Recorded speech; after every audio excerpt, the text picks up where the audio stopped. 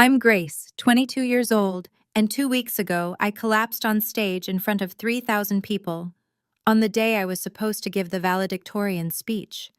The doctors said I had a brain tumor. They needed to operate immediately. They called my parents. No one answered. 3 days later, when I finally woke up surrounded by beeping machines and IV tubes, the first thing I saw wasn't my family's worried faces. It was an Instagram post from my sister. The whole family smiling in front of the Eiffel Tower with the caption, "Family trip in Paris. Finally, no stress, no drama." I said nothing. I didn't comment. I didn't call to confront them. Until 65 missed calls from Dad appeared on my screen along with one text.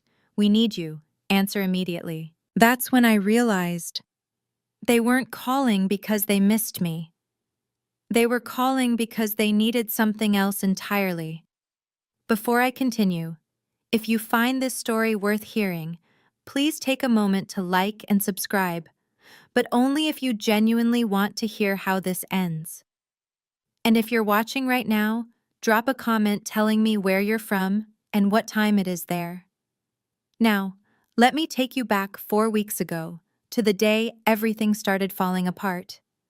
4 weeks before graduation. I'm standing in my childhood kitchen, watching Mom flip through a stack of wedding magazines. Not for me, of course. For Meredith. My older sister just got engaged, and suddenly the entire house revolves around her timeline. "Grace, can you pick up the napkin samples from the printer tomorrow?" Mom doesn't look up. Meredith's too busy with dress fittings. "I have finals, Mom." "You'll manage. You always do." That's the thing about being the reliable one. Everyone assumes you'll just handle it. I've been handling things for 4 years now, working 25 hours a week at a coffee shop while maintaining a 4.0 GPA, paying my own tuition through scholarships and tips. Meanwhile, Meredith's entire education was funded by our parents. Every semester. No questions asked. "Mom, I actually wanted to talk to you about graduation." I keep my voice casual. "I need to get something to wear for the ceremony. Maybe we could go shopping this weekend?" Mom finally looks up, but her eyes are already drifting back to the magazines. "Sweetie, you're so good at finding deals online. I'm sure you'll figure something out. I need to focus on your sister's engagement party. It's in 2 weeks. But graduation is..." "Grace." Her tone sharpens. "Your sister is bringing her fiancé's parents. Everything needs to be perfect." I nod. I always nod. Later that evening, I'm folding laundry in my old room when I hear Mom on the phone with her friend Linda. "Oh, the graduation?" "Yes, she's valedictorian. Can you believe it?" A pause. A laugh. "But honestly, the timing is terrible. Meredith's engagement party is that same week, and that takes priority. Grace understands. She's always been so independent. Independent. That's the word they use when they mean forgettable." That night, I call the only person who's ever asked how I'm actually doing. Grandpa Howard picks up on the second ring. "Gracie, I was just thinking about you." Something in my chest loosens. "Hey, Grandpa. Tell me everything. How are finals? How's the speech coming along?" I sink onto my bed, phone pressed to my ear. For the next 20 minutes, I actually talk. About my thesis. About the speech I've rewritten 6 times. About how terrified I am of standing in front of thousands of people. "Grace," Grandpa says when I finish, "do you have your dress yet? Shoes? Do you need anything?" My throat tightens. "I'm fine, Grandpa. Really." He's quiet for a moment, the kind of quiet that means he doesn't believe me. "Your grandmother would be so proud of you," he finally says. "You know that, right? She always said you had her spirit." I never met Grandma Eleanor. She died before I was born. But I've seen pictures. Everyone says I look exactly like her. The same dark hair, the same stubborn chin. "I'll be there, Grace. Front row. I wouldn't miss it for the world." "Thanks, Grandpa." My voice cracks slightly. "That means a lot." And Grace, I have something for you. A gift. Your grandmother wanted you to have it when you graduated. I've been holding on to it for years. Before I can ask what it is, Meredith burst into my room without knocking. Grace, did you use my dry shampoo? I can't find it anywhere. I cover the phone. I don't use your stuff, Meredith. She rolls her eyes, flashes her engagement ring like it's a weapon. Whatever. Oh, congratulations on the valedictorian thing, I guess. Then she's gone. Grandpa heard everything. He says nothing, but his silence speaks volumes. 1 week before graduation. I'm running on 4 hours of sleep, 3 cups of coffee, and pure spite. Finals are done. My thesis is submitted. I've been pulling double shifts at the coffee shop because rent is due, and I refuse to ask my parents for help. They'd just use it as ammunition later. We helped you with rent that one time, remember? My head has been pounding for 3 days straight. I tell myself it's stress. It's always stress. Mom calls while I'm wiping down tables after closing. Grace, I need you home this weekend. The engagement party is Saturday and I need help with setup. Mom, I'm working. Call in sick. Meredith needs you. I grip the phone so hard my knuckles turn white. What about what I need? Silence. Then, Grace, don't be dramatic. It's one weekend. Your sister only gets engaged once. And I only graduate once, I think. Valedictorian, 4 years of perfect grades while working myself to exhaustion. But I don't say that. I never say that. Fine, I'll be there. I hang up and immediately feel the familiar ache behind my eyes intensify. The room tilts slightly. I grab the counter. You okay? My coworker Jamie looks concerned. Yeah, just tired. That night, I have a nosebleed that won't stop for 15 minutes. I tell myself it's the dry air. It's nothing. On the drive home, I get a text from Meredith. Don't forget to pick up the custom napkins and wear something nice. Tyler's parents will be there. Not how are you, not thanks for helping, just orders. My phone buzzes again. Dad this time. Can you pick up Aunt Carol from the airport Friday? Mom and I are busy with Meredith's party prep. I pull over to the side of the road. My hands are shaking, and I can't tell if it's rage or something else entirely. Rachel shows up at my apartment unannounced with Thai food and a worried expression. You look like death, she says, pushing past me into the kitchen. Thanks, love you too. Rachel Miller has been my best friend since freshman orientation. She's the only person who's seen me cry over my family. She's also brutally honest, which I both love and hate. Grace. She sets down the food and turns to face me. When's the last time you slept? Actually slept? I sleep. Liar. She crosses her arms. I talked to Jamie. She said you almost passed out at work yesterday. I was just dizzy. It's finals stress. It's your family stress. Rachel's voice softens. Grace, you're destroying yourself for people who won't even show up to your graduation. They're coming to graduation. Are they? I open my mouth to argue, then close it, because the truth is I don't know. Mom hasn't mentioned it in weeks. Dad keeps forgetting the date. Meredith doesn't even know I'm valedictorian. They'll come, I say weakly. It's my graduation. Rachel sits down across from me. Babe, in 4 years they haven't come to a single award ceremony. Not one. Remember when you won that teaching fellowship? Who was in the audience? You. And Grandpa. Exactly. She reaches across the table and takes my hand. Grace, you don't have to keep setting yourself on fire to keep them warm. They're not even looking at the flame. My eyes sting. I blink rapidly. That night after Rachel leaves, I'm brushing my teeth when my vision suddenly doubles. I grip the sink. The headache is back, worse than before. I should see a doctor, I think. But there's no time. The engagement party is tomorrow. I swallow 2 more ibuprofen and go to bed. My phone lights up, a text from Rachel. If anything happens, call your grandpa. He's the only one who actually cares. I don't respond. But I don't delete the message either. Meredith's engagement party. I've been on my feet for 6 hours, setting up chairs, arranging flowers, refilling champagne glasses, playing the role I was born into, the invisible support system. The backyard looks stunning. White lights strung across the oak trees, a three-tiered cake that costs more than my monthly rent. 40 guests in cocktail attire, laughing and toasting to my sister's future. No one asks about mine. Grace, more champagne over here. Mom waves from across the lawn. I grab another bottle and make my way through the crowd. My head is pounding. I smile through it. Meredith is holding court near the fountain, Tyler's arm around her waist. She's 3 glasses of champagne deep and glowing. Everyone, this is my little sister. She pulls me into the spotlight. Grace does everything around here. Seriously, I don't know what we'd do without her. Scattered applause, a few polite smiles. Then Meredith leans in, her voice carrying just far enough. She's so good at, helping. She's going to be a teacher. Can you imagine? Wiping noses for a living. Laughter.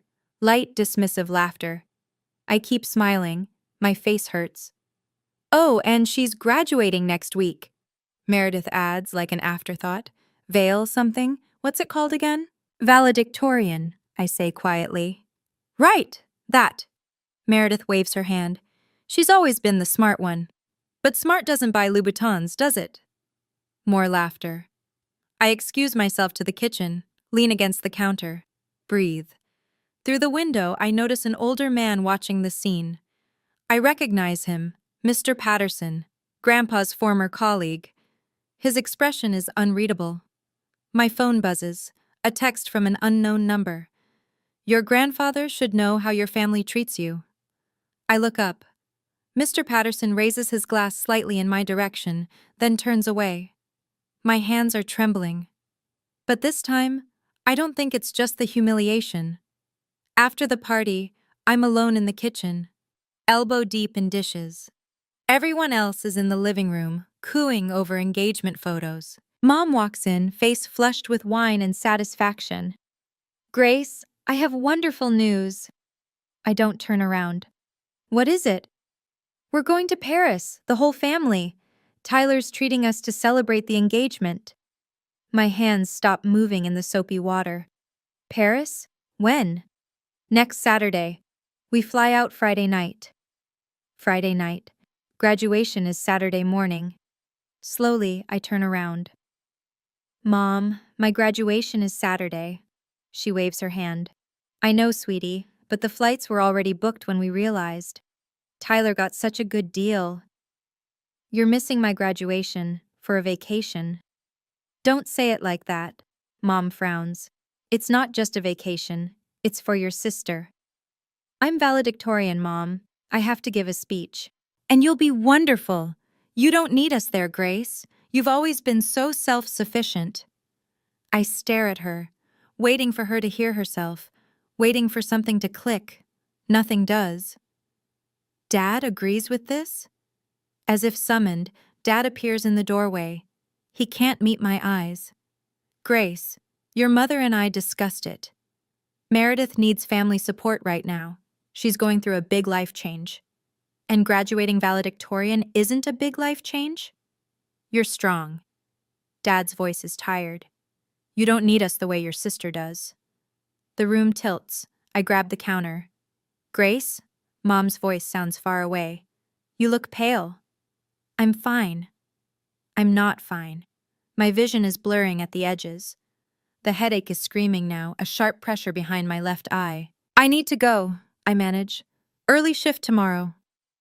I walk out before they can respond. In the car, I sit in the darkness for 10 minutes. Then I drive to my empty apartment and cry until I can't breathe. 3 days before graduation. I'm lying on my apartment floor because getting up feels impossible. Rachel's voice crackles through speakerphone. They're skipping your graduation for a vacation? A vacation? It's for Meredith's engagement. Grace, stop making excuses for them. I'm not making excuses. I'm just accepting reality. That's worse. I stare at the ceiling.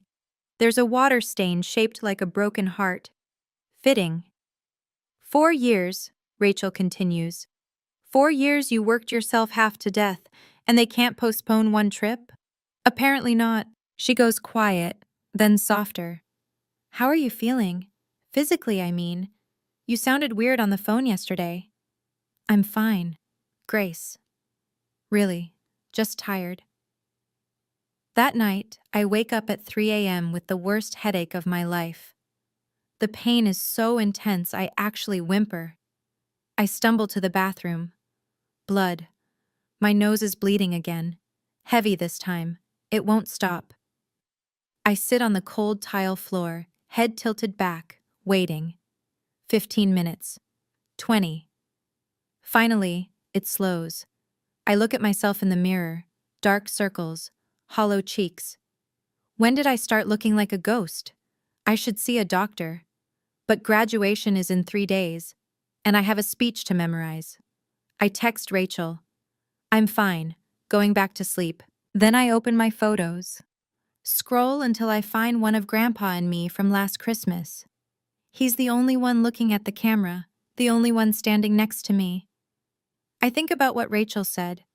If anything happens, call your grandpa. He's the only one who actually cares.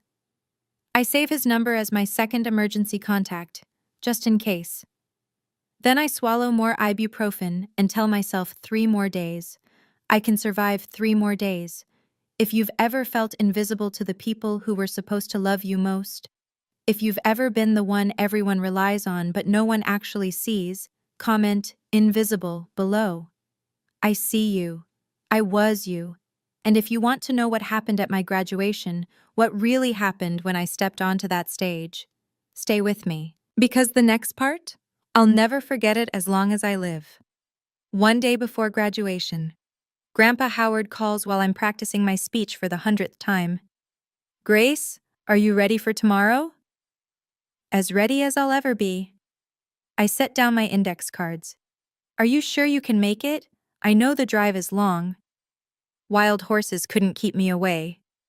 I can hear the smile in his voice. I'm leaving tonight, staying at a hotel near campus. I want to be there early. My throat tightens. Grandpa, you don't have to. I want to. I need to give you something. He pauses. Something your grandmother wanted you to have. Grandma? She left it for you before she passed. Made me promise to wait until you graduated college. She knew you'd make it, Grace. Even before you were born, she knew. I don't know what to say. Grandpa, what is it? You'll see tomorrow. Just know that your grandmother and I have always believed in you. Even when... He trails off. Even when what? Even when others forgot to. A long pause. Grace, did your father ever tell you I offered to help with your tuition? What? This is news to me. No, he always said you couldn't afford to help both of us. Grandpa makes a sound, somewhere between a sigh and a bitter laugh. Is that what he told you? Grandpa, what do you mean? Tomorrow, he says gently. We'll talk tomorrow, after the ceremony. For now, just know this. You are not alone, Grace. You never were. I hang up the phone, more confused than before. Grandpa had money? He offered to help with my tuition? Then where did it go? The questions chase each other in circles. My head throbs. But there's no time to dwell. Tomorrow is the biggest day of my life. I just have to make it through one more night. Graduation morning. I wake up to a pounding headache and a text from Mom. Just landed in Paris. Have a great graduation, sweetie. So proud of you. Attached is a selfie. The whole family at Charles de Gaulle Airport. Meredith is pouting for the camera. Dad's giving a thumbs up. Mom's smiling like she doesn't have a care in the world. Like she hasn't abandoned her daughter on the most important day of her life. I don't respond. Rachel picks me up at 9. She takes one look at me and frowns. Grace, you're gray. Like actually gray. I'm nervous. It's fine. It's not fine. When did you last eat? I had coffee. That's not food. She forces me to eat half a granola bar while she drives. I manage 3 bites before my stomach rebels. The campus is already buzzing with activity, families everywhere, balloons, flowers, proud parents snapping photos. I try not to look at them. In the staging area, I check my phone one more time. Another text from Mom. Send pics. We want to see everything. They want to see everything, but they didn't want to be there to see anything. I'm about to put my phone away when I notice something. My emergency contact form for the university. I filled it out freshman year and never updated it. Primary contact, Douglas Donovan, father. Secondary contact, Pamela Donovan, mother. On impulse, I pull up the form online, add a third line. Secondary contact, Howard Donovan, grandfather. I don't know why. It just feels right. Then I see him. Grandpa in the front row, already seated, already waiting. He waves. In his hands, I can see a manila envelope. I wave back. For the first time all week, I feel like I can breathe. Grace Donovan? A stage manager approaches. You're up in 10 minutes. 10 minutes. I can do this. I just have to stay standing long enough to make it through. 3,000 people. The sun is blazing. My cap feels too tight. The black gown absorbs heat like a furnace. My name echoes through the speakers. And now, our valedictorian, Grace Donovan. Applause. A roar of applause. I walk to the podium, one foot in front of the other. The stage lights are blinding. I grip the microphone, find Grandpa in the crowd. He's beaming. Rachel is next to him, phone out, recording. 2 empty seats beside them, reserved for family.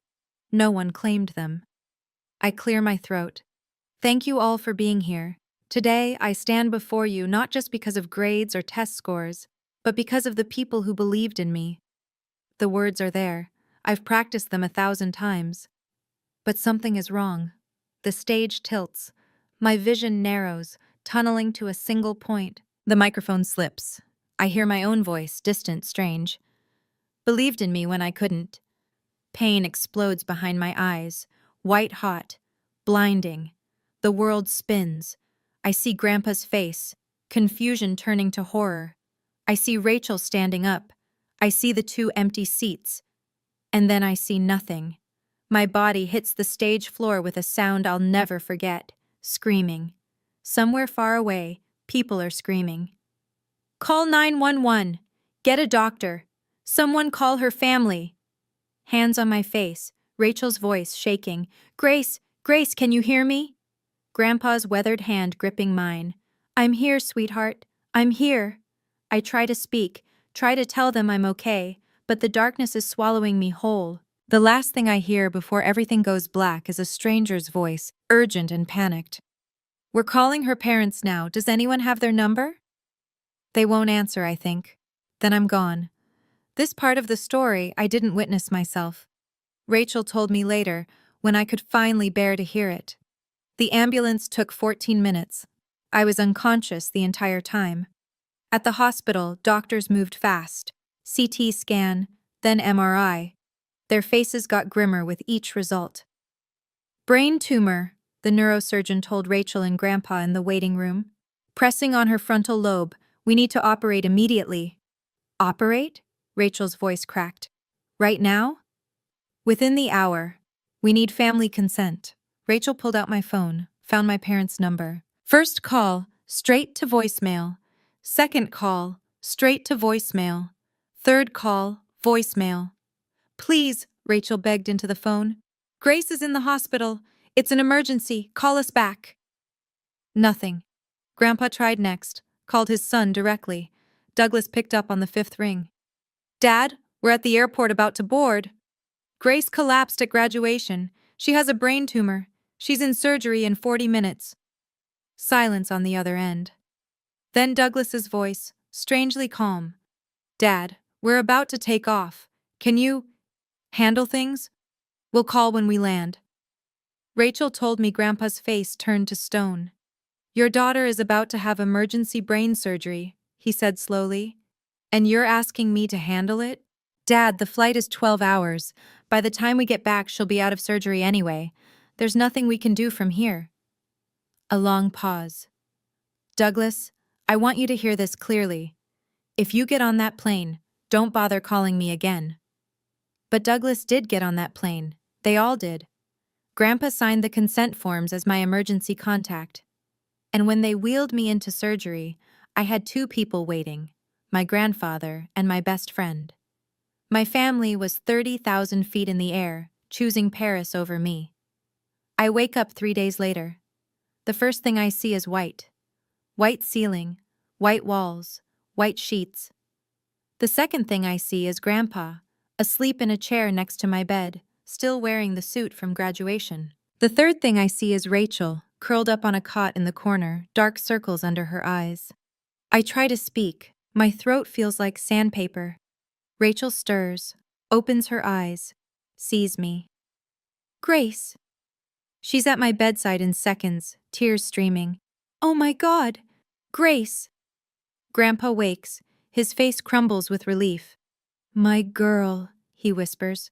My brave girl. I try to form words. What happened?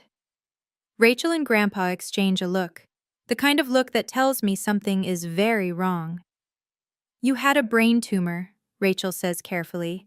They removed it. You're going to be okay. Surgery? 3 days ago. You've been unconscious. 3 days. I turn my head, see my phone on the nightstand, charging. My parents? Another look exchanged. Rachel hands me the phone. Grace, maybe you should wait. But I'm already opening Instagram. And there it is, posted 18 hours ago. A photo of my entire family, Mom, Dad, Meredith, standing in front of the Eiffel Tower at sunset. The caption, Family trip in Paris. Finally, no stress, no drama. Blessed #family time. 247 likes. 32 comments, all gushing. I scroll through the other photos. Champagne at a cafe. Meredith in a couture dress. Dad eating croissants. Not one mention of me. Not one. Grace. Rachel's voice is gentle. They know you're in the hospital. Grandpa called them. I look at my grandfather. His jaw is tight. They know. I stare at the photo again. No stress, no drama. That's what I am to them. Stress, drama. I close Instagram. I don't cry. I don't have the energy left to cry. 4 days after surgery, I'm getting stronger. The doctors say the tumor was benign. They caught it just in time. I don't post on social media. Don't comment on Meredith's photos. Don't call to confront my parents. I just exist, heal, try to process. Grandpa visits every day. Rachel practically lives in my hospital room. The nurses know them both by name now. You need to eat more, Grandpa says, pushing a container of soup toward me. I'm not hungry. Grace Eleanor Donovan, you will eat this soup or I will spoon-feed you myself. I almost smile. Almost. That evening, Rachel goes home to shower. Grandpa falls asleep in his chair. I'm finally alone with my thoughts. That's when my phone lights up. 1 missed call from Dad, 5 missed calls from Dad, 20 missed calls from Dad, 65 missed calls from Dad. My heart stutters. Then the texts start appearing. Dad. Grace, call me back, important. Dad. Answer your phone. Dad. We need to talk, now. Dad. Grace, this is urgent. Call immediately. Mom. Honey, call your father, please. Meredith. Grace, what did you do? Dad is freaking out. I scroll through them. 65 missed calls, 23 texts. Not one asks how I am. Not one says we're sorry. Not one says we love you. Just, we need you. Answer immediately. I show Grandpa when he wakes up. His face darkens. They know, he says quietly. Know what? He takes a deep breath. Grace, there's something I need to tell you. Something about why they're really calling. What do you mean? It's not because they're worried about you. His voice is heavy. It's because I told them about the gift, your grandmother's gift, and they just realized what they might lose. My blood runs cold. Grandpa, what gift? He looks at me with tired, sad eyes. It's time you knew the truth. Grandpa pulls his chair closer, takes my hand. 22 years ago, when you were born, your grandmother and I made a decision. We opened an education savings account in your name. For college? Not exactly. He shakes his head. We knew your parents would pay for college. That's what we told ourselves anyway. This account was different. A graduation gift, seed money for your future. Your grandmother called it your freedom fund. How much? Grandpa hesitates. Enough to buy a small house, or start a business, or put a down payment on whatever dreams you had. My head spins. That's life-changing money. But Dad told me you didn't have money to help with tuition, that you could only help Meredith because Meredith asked. Grandpa's voice turns bitter. Your father asked me for money for both your educations. I gave it. I wrote 2 checks, one for you, one for Meredith. Same amount. Then where did my money go? Where? I don't know, but I can guess. He pulls out his phone, shows me a photo, a bank statement, 2 withdrawals on the same day 4 years ago. Your parents cashed both checks. They put Meredith's portion toward her tuition, and yours. I think about their new kitchen renovation, Mom's designer bags, the vacation fund they always seem to have. They spent it, I whisper. I believe so. And this freedom fund? They didn't know about it? I never told them. I knew, Grace. Even back then, I knew they treated you differently. This money was always meant to bypass them entirely, directly to you, on your graduation day. But now they know. I told your father when you were in surgery. I was angry. I said if he didn't come home, I'd make sure you received everything. Grandpa sighs. I shouldn't have said it like that, but I was furious. That's why they're calling. Yes. Not for me. For the money. They arrive the next afternoon. I hear them before I see them. Mom's heels clicking down the hospital corridor. Her voice too loud.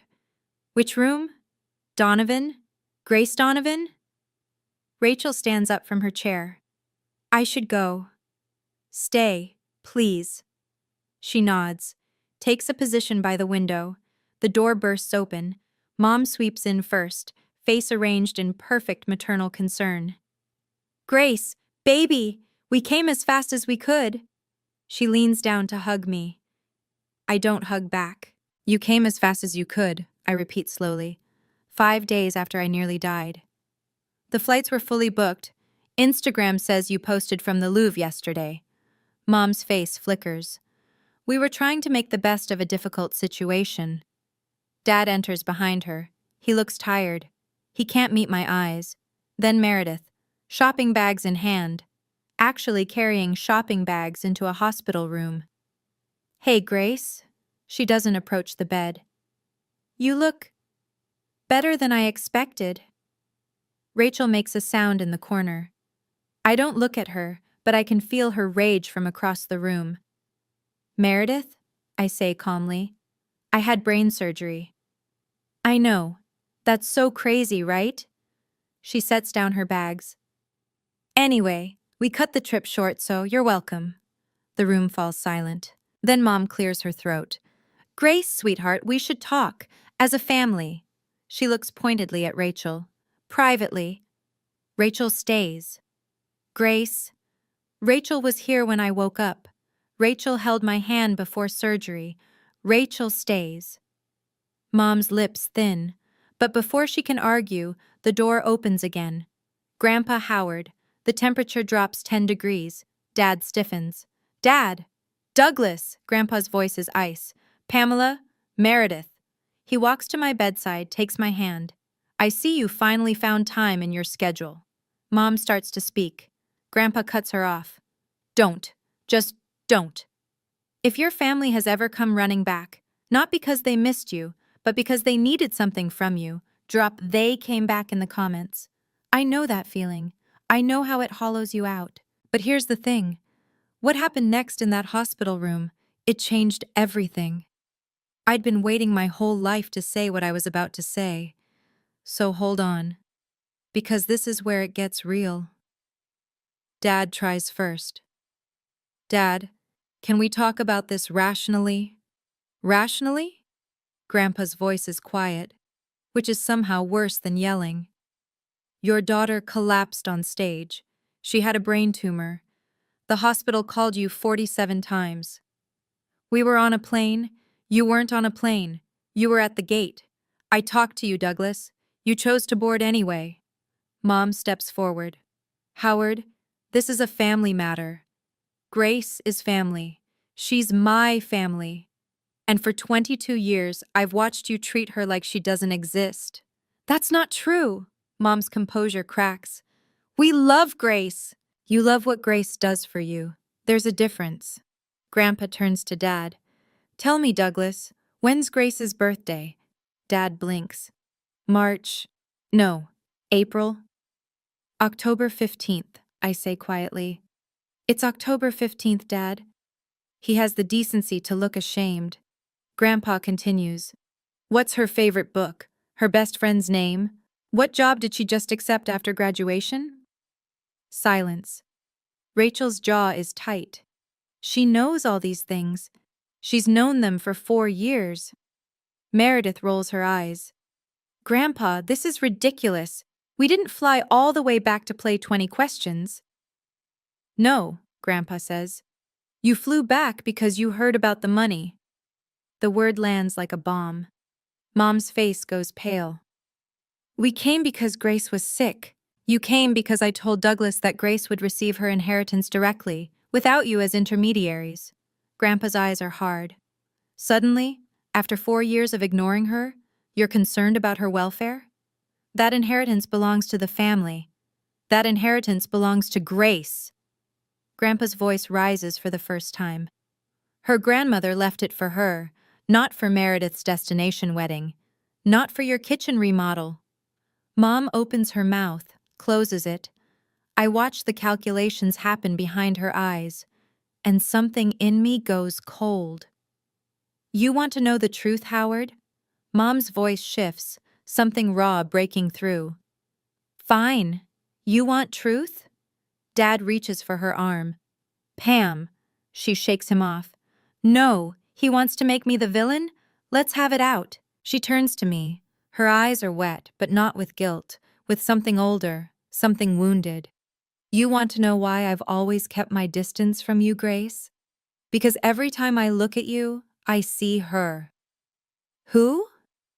Eleanor. Mom spits the name like poison. Your precious grandmother. The woman who spent 30 years making me feel like I wasn't good enough for her son. Grandpa goes very still. The first time I came to this family, Mom continues, Eleanor looked at me like I was dirt under her shoes.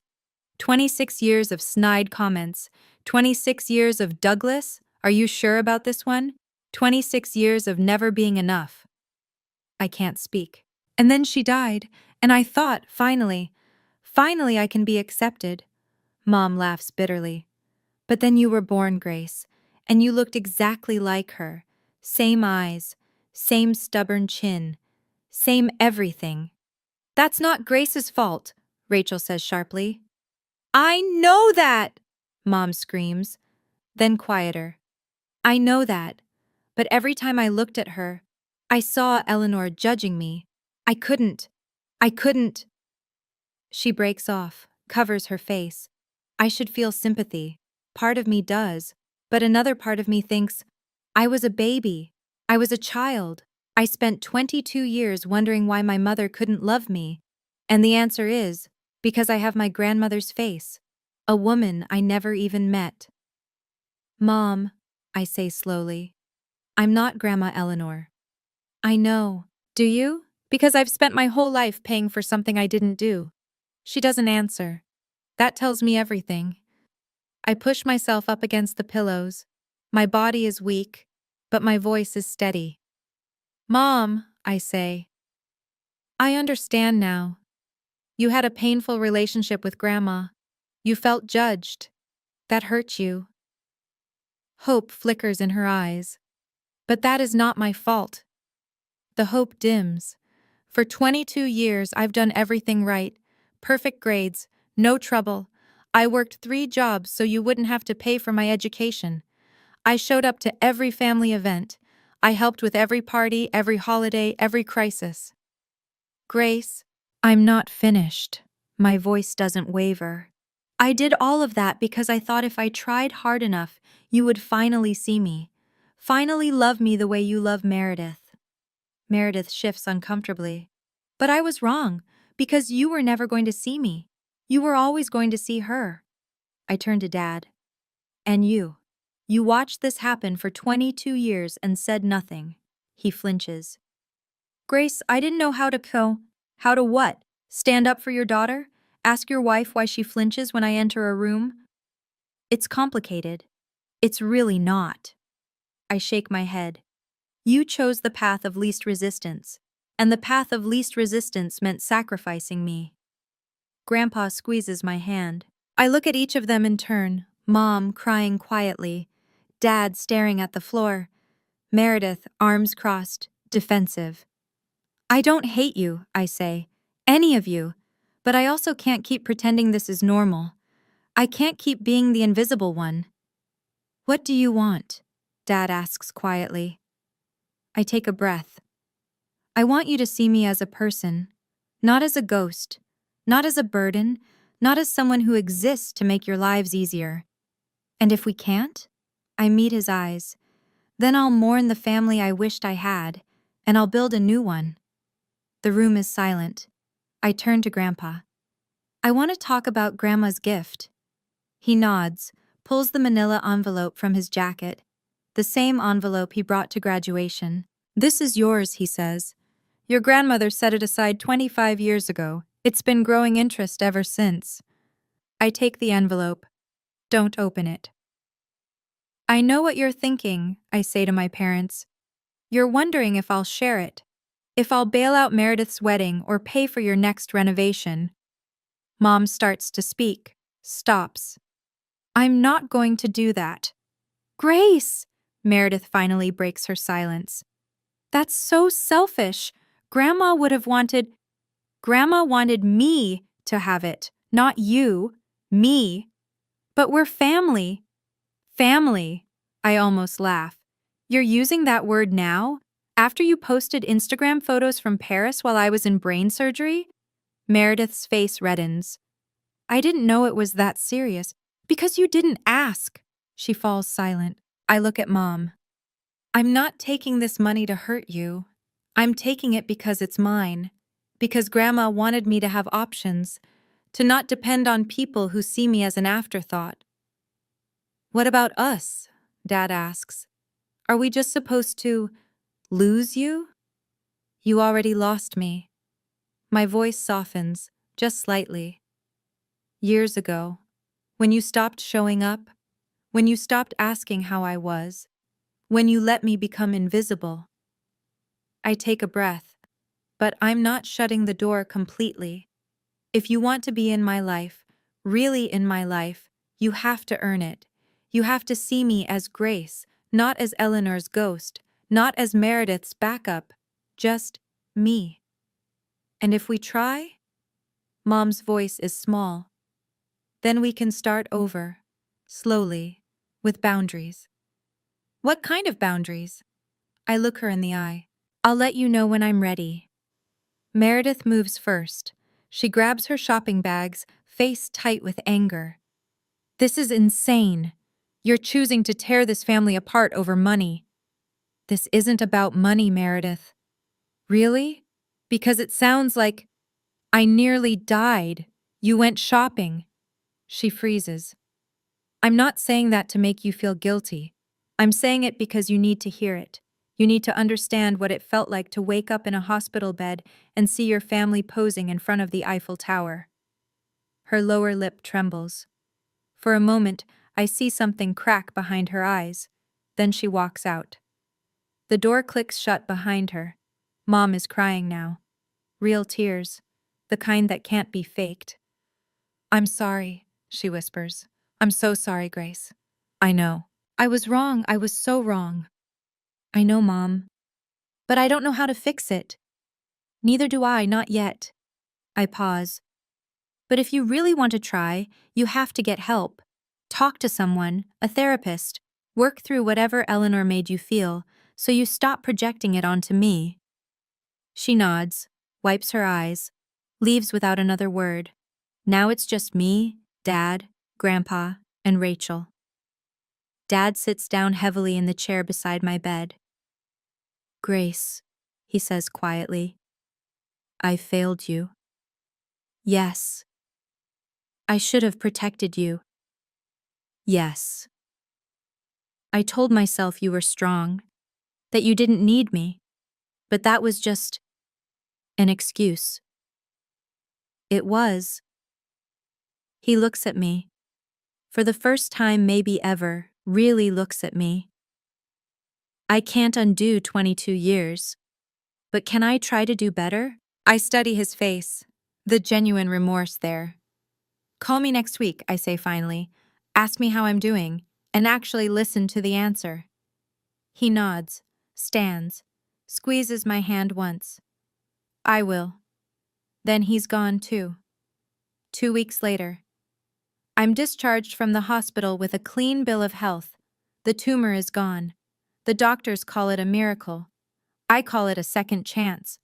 I don't move back home. I use a small portion of Grandma's gift to rent a tiny apartment near the school where I'll be teaching in the fall. It's nothing fancy, 1 bedroom, a kitchenette, a window that overlooks a parking lot. But it's mine. The fallout happens fast. Meredith blocks me on every social media platform.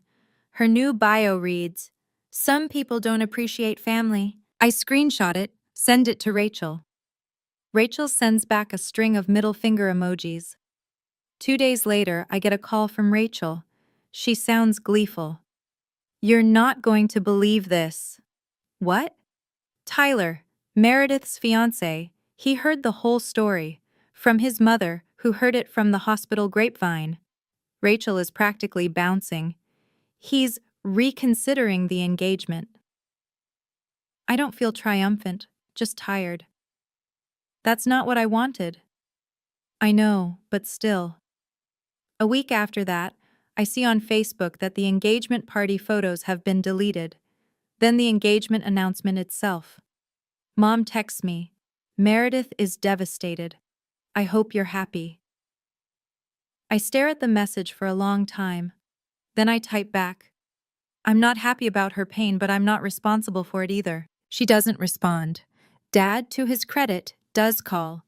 The following Tuesday, right when he said he would. Hi, Grace. Hi, Dad. How are you feeling? Better. Still tired, but better. A pause, then, what did you have for dinner last night? I almost smile. Such a small question, but he's never asked it before. Pasta, I say. With Rachel. That sounds nice. It's awkward, stilted, but it's something. For now, it's enough. 3 months later, I'm standing in my new classroom arranging desks, 8th grade English, 26 students starting Monday. Rachel is helping me hang posters, or rather, criticizing my poster placement while eating my chips. A little to the left, she says, mouthful. No, you're left. I don't know why I keep you around. Because I'm delightful and you love me. I can't argue with that. The room is starting to look like mine. Bookshelves I found at a thrift store. A reading corner with mismatched pillows. A bulletin board that says, "Every voice matters." My phone buzzes. Grandpa. How's the setup going? Almost done. Are we still on for dinner Sunday? Wouldn't miss it. I hear him smile through the phone. Your grandmother would be so proud, Grace. Building your own classroom, your own life. My eyes sting. I wish I'd known her. You would have loved each other. He pauses. Speaking of which, I found something while cleaning out the attic. A letter she wrote before she passed, addressed to my future granddaughter. I grip the phone. What? She wrote it 25 years ago, before your mother was even pregnant. She just knew somehow. What does it say? That's for you to find out. I'll bring it Sunday. After he hangs up, I sit down in my teacher's chair, the one I'll use every day for the next school year. Rachel plops into a student desk. You okay? She wrote me a letter before I was born. Rachel's eyes widen. That's kind of amazing. Yeah. I look around my classroom, at the life I'm building from scratch. It is. Outside, the sun is setting. Golden light streams through the windows. For the first time in months, maybe years, I feel like I'm exactly where I'm supposed to be. 1 month later. A knock on my apartment door, Sunday afternoon. I open it to find Dad standing there holding a cardboard box. Hi, Grace. I blink. Dad? I wasn't expecting. I know, I should have called. He shifts the box in his arms. Can I come in? I step aside, let him enter. My apartment is small but cozy now. Plants in the window, photos on the shelf, Rachel at graduation, Grandpa and me at a restaurant, my students' artwork from the first week of school. Dad looks around, taking it in. You've made this nice. Thanks. He sets the box on my tiny kitchen table. I brought you something. What is it? Open it. I pull back the cardboard flaps. Inside, photo albums, old books, a hand-embroidered handkerchief. Grandma Eleanor's things, I whisper. Your mother was going to throw them out. Dad won't meet my eyes. I couldn't let her. I lift the handkerchief.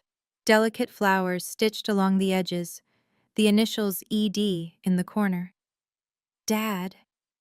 I don't know what to say. I know I can't fix 22 years. His voice is rough. I know I failed you in ways that can't be undone, but I wanted you to have these, to know where you come from. I set the handkerchief down. Look at my father.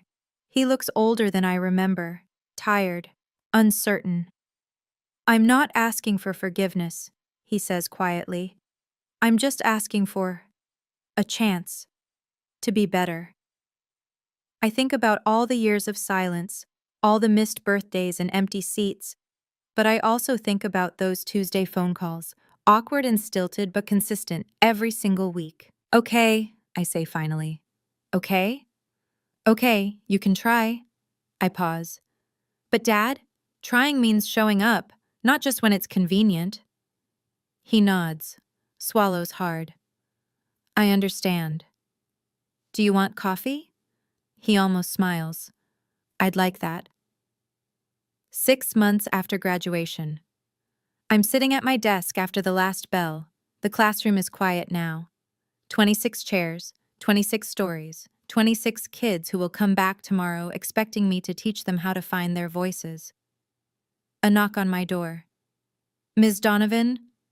It's Marcus, one of my quieter students. Can I ask you something? Of course. He shuffles in. 13 years old, always in the back row, rarely speaks up. Did you ever feel like no one sees you? My heart clenches. Yes, I tell him honestly. For a very long time, I felt exactly like that. What did you do? I think about my answer carefully. I found people who did see me. My grandfather.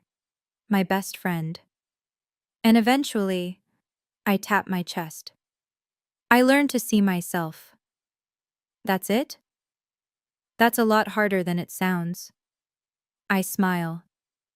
But once you know your own worth, you stop needing everyone else to tell you. He nods slowly. Thanks, Ms. Donovan. After he leaves, I stay at my desk a while longer. On my phone, there's a photo I look at sometimes. Me at 6 years old, holding my grandmother's hand in a picture I've never seen before. Grandpa found it in the box of Eleanor's things. She's smiling down at me. Even though she died before I turned 1, in this photo, she's looking at me like I'm the most important person in the world. I used to think love was something you had to earn, work for, sacrifice yourself for. Now I know better. Love is who shows up. Love is who stays. And I don't need to keep setting myself on fire to prove I'm worth someone's warmth. I know my worth now. That's enough. That's more than enough. 1 year after graduation, my phone rings while I'm grading papers, a number I haven't seen in months. Meredith. I let it ring twice, 3 times. Then I answer. Grace? Her voice is smaller than I've ever heard it. Can we talk? I'm listening. Tyler left, for real this time. She laughs, but it's hollow. Turns out his family didn't want a daughter-in-law from a family that abandons people in hospitals. I don't say anything. And I got into some debt. Credit cards. I thought Tyler would help cover it, but she trails off. I don't know what to do. Why are you calling me? Because you're the only person who doesn't want something from me. Her voice breaks. Mom and Dad are furious. They keep talking about how I embarrassed them. My friends only liked me because of Tyler's money, and I hear her crying, real tears, the kind you can't fake. Part of me wants to say, now you know how it feels. To be alone, to be abandoned. But that's not who I want to be. Meredith, I say carefully, I'm sorry about Tyler. I'm sorry you're hurting. You don't have to, but I can't fix this for you. I can't pay off your debt or make Tyler come back. That's not my role anymore. Silence. Then why did you answer? Because you're my sister, and I wanted you to know that I don't hate you. She's quiet for a long moment. I was terrible to you, she whispers. Yes.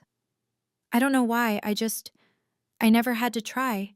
Everything was always handed to me, and you worked so hard, and I think I was jealous. Maybe. Can we ever be okay? I think about it. Really think. I don't know, I say honestly.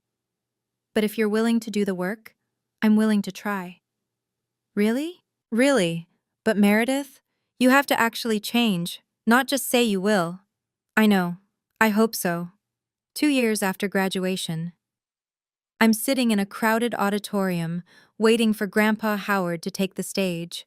The banner behind the podium reads, Community Educator of the Year Award. Rachel is beside me, dressed up for once. I can't believe he's finally getting recognized. He deserves it 10 times over. The announcer calls his name. The crowd applauds. Grandpa walks slowly to the podium, 80 years old but still standing tall. He adjusts the microphone, scans the audience until his eyes find mine, and then he smiles. Thank you for this honor, he begins. But I want to dedicate this award to someone else, my granddaughter Grace. My breath catches. 2 years ago, I watched this young woman collapse on stage at her graduation. She had a brain tumor. She nearly died. He pauses. And she woke up to find that the people who should have been there weren't. The audience is silent. But Grace didn't give up. She didn't become bitter. Instead, she built a life filled with people who love her for who she is, not what she can do for them. She's teaching now, shaping young minds, showing kids every day that they matter. His voice wavers. Her grandmother, my Eleanor, once told me, the people who are forgotten by the world need us to remember them the most. Grace taught me what that really means. I'm crying now. Rachel is crying too. Grandpa raises his award toward me. This belongs to you, sweetheart, for having the courage to choose yourself. After the ceremony, I hug him so tight I think I might never let go. I love you, Grandpa. I love you too, Grace. Your grandmother would be so proud. I know, I whisper. I finally know. My family is complicated. It always will be. Dad calls every Tuesday. Mom sends cards on holidays now, careful and polite. Meredith is in therapy. We text sometimes. But my real family? They're the ones who showed up, the ones who stayed. Rachel, Grandpa, my students, and finally, myself. If you've made it this far, I want to share something with you. I used to wonder why my mother couldn't love me, why I had to work twice as hard for half the recognition, why I was invisible in my own family. Now I understand. My mother wasn't a villain. She was a wounded person who never healed from her own pain. Psychologists call it projection, when someone's unresolved trauma spills onto someone else. She saw her mother-in-law in my face, and instead of dealing with that wound, she let it poison our relationship for 22 years. And me? My weakness was my desperation for approval. I kept believing that if I tried harder, sacrificed more, achieved enough, they would finally see me. That's called people-pleasing, and it's a survival mechanism. It kept me safe when I was small. But as an adult, it nearly destroyed me. The brain tumor was the most terrifying thing that ever happened to me. But in a strange way, it was also a gift. It forced me to see my family clearly. It gave me permission to stop performing for people who weren't watching. So here's what I learned, and I hope you'll carry it with you. You can't earn love from people who aren't willing to give it. Stop setting yourself on fire to keep others warm, especially when they won't even look at the flame. Your real family isn't determined by blood. It's determined by who shows up when life gets hard. And finally, you are allowed to choose yourself. That's not selfish. That's survival. If you're in a situation like mine, if you're the invisible one, the forgotten one, the one who gives and never receives, I see you. And I hope you learn, like I did, that the only approval you truly need is your own. Thank you for staying with me until the end. If you have your own story about family, about boundaries, about learning to see your own worth, I'd love to hear it. Drop it in the comments. I read every single one. And if this story meant something to you, please like, subscribe, and hit that notification bell. There's another story waiting in the description. Something tells me you'll want to hear it. Until next time.